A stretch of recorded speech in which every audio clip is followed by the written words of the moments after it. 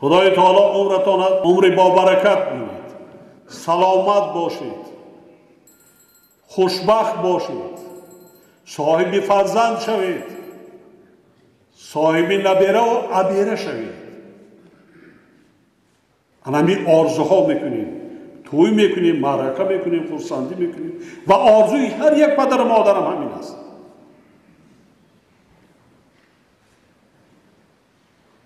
لیکن بیایتان همین را در اصل کنیم.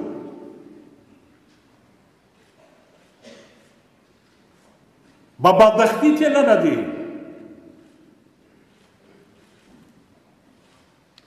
عاقبت چی می شود؟ 18,000 فرزندی که در مؤسسه‌های وی است نگاه داشته می شود. این وظیفه دولت عزیز زیاد در نزد پدر و مادران و عائله هایی که معیوب به دنیا فرزند میارند آیا خوشبخت می شوند؟ حیاتشان شور می شود، تلخ می شود، یک عمر اذیت می کشند، عمری با برکت نمی بینند. من به شما یک مثال میارم. من روز 29 دکبر به یک چنین مؤسسه رفتم در دایه ورزا و با اون بچه های مریض و مادرزاد معیوب و دیگران تحفه ها بردم، سر لباس بردم، با آنها صحبت کردم. یک پسر بچه 10 ساله که در عراق بچه معیوب میشیند، پایهایش کار نمی کند مادرزاد، وقتی با همه صحبت میکردم با من رو آورده گفتند بابا جان من در گوش شما یک گپ دارم. من فکر کردم که ممکن مربیان یا کسی اذیت دادد. من خم شدم، گوشم نزدیک آوردم، آغوش کرده در گوشم چی میگوید؟ بابا جان شبها پاهایم درد میکند، من رو با یک جا فرست که طبابت کنم. من چی جواب دیم؟ من جواب دیم که پسر عزیز دیگر این کسری تو طبابت شونده نیست. چی گویم؟ چی جواب دیم؟ این یک دنیا هزارها. بار دیگر تکرار میکنم، شکرانه این سرزمین اجدادی، این خاک و گم و این ملت سالار، شکرانه این وطن، تینجی و آرامی وحدت ملی کنیتان. بینیتان دولت هایی که از لحاظ اقتصادی چقدر بقوت بودن امروز با خون و خاک آغوشته شدن، پارچه پارچه شده ایستادن. ما شما یک مراتب از سر گذرانیدیم. با امید خواجه های خارجیتان نشوید، خودشناس باشید، حس ملی داشته باشید، حس وطن دوستی داشته باشید، بیگانه پرستی نکنید، برای 4 تنگ پولی میباشید در آن تفریقه اندازی نکنیدان.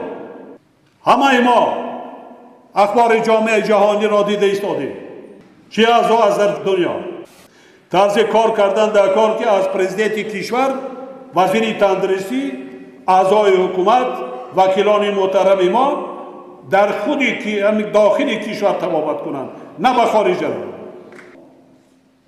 و زیاد شده ایستاده است. ما دیده دانسته فرزندان را، بعضا پدر و مادر را، بعضا چیزهای دیگه که خرافاتی و دیگر را گرفته تله میدیم به همین چیز.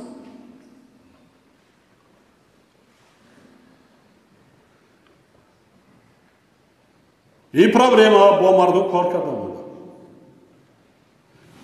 من در یک سفرهای زیاد داشتم، در یک کشور عربی بودم و صحبت داشتیم با یکی از اعضای حکومت دیگر صحبت داشتیم. آنها بسیار تاریخ دولت خود را به من نقل کرده دادند، چگونه شماره اهالی را از 100,000 بالاتر برداشتند.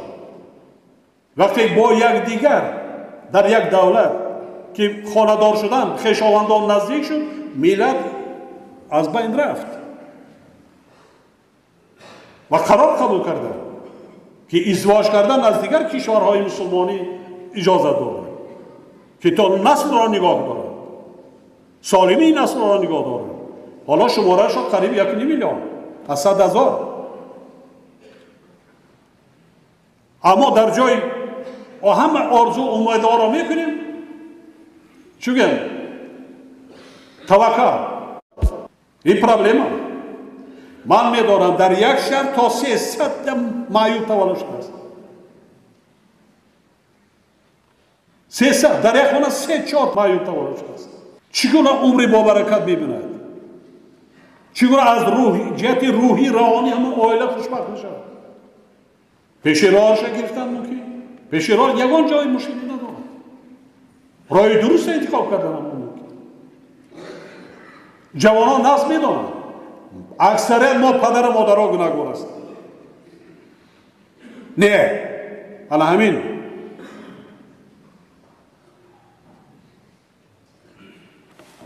اینا با مردم مسئولیت کنید،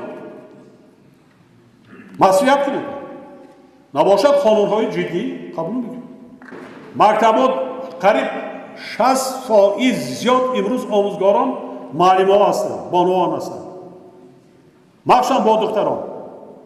میشود شرایط کاری نوشتگی نیست، فقط ضبط داشتن در کار، خواهش دادن در کار کنید.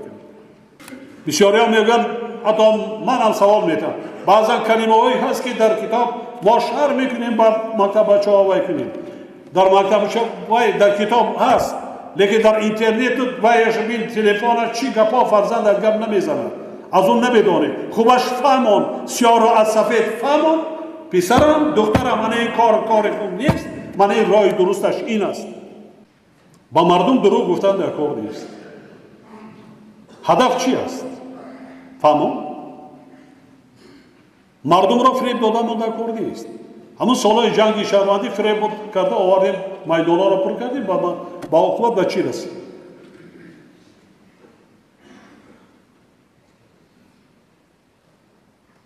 آزادانه بیگان شانتاژ، بیگان وای دیدون هست.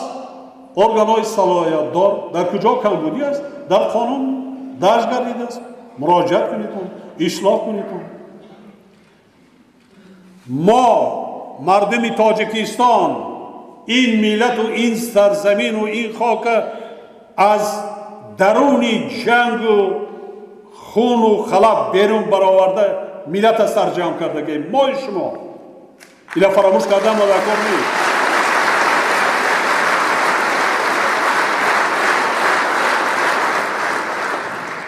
من نظارت کرده ایستادم، طلب میکنم. من فکر میکنم این تاجیکستان نه یک بار و دو بار ما انتخابات گذراندیم. مرحمت کمبودی در کجای باشد هست ارگان‌های صلاحیت دار کمبودی را برطرف سازند.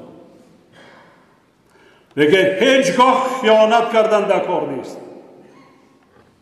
تکیه به همین ملت کنید، تکیه به همین سرزمین اجدادی کنید. جای نماز که پرتافتین نماز خواندین رو به قبله، فاتحه را در حق همین ملت همین سرزمین کنید. شما دیگر نگیرید.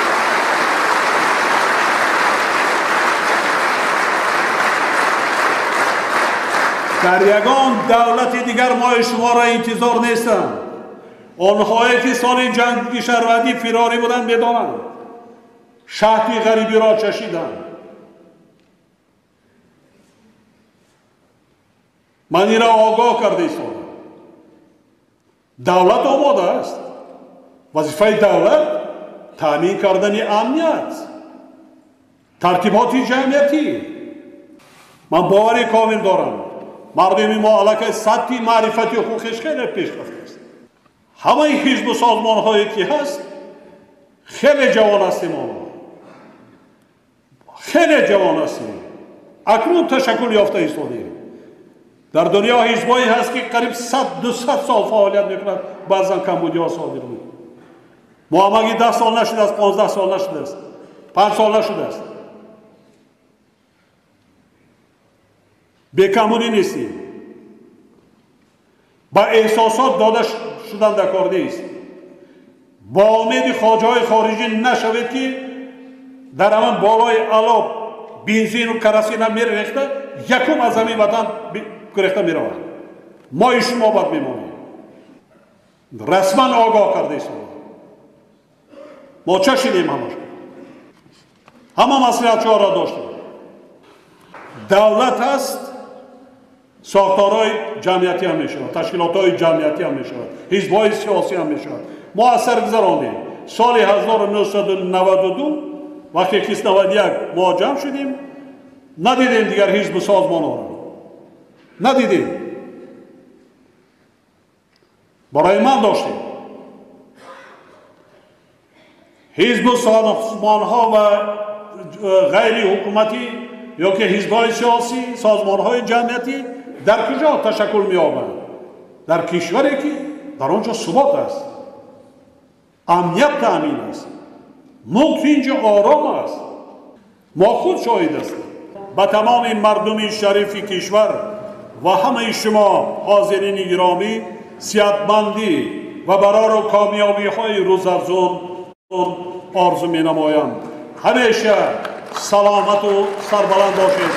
هموطنان عزیز.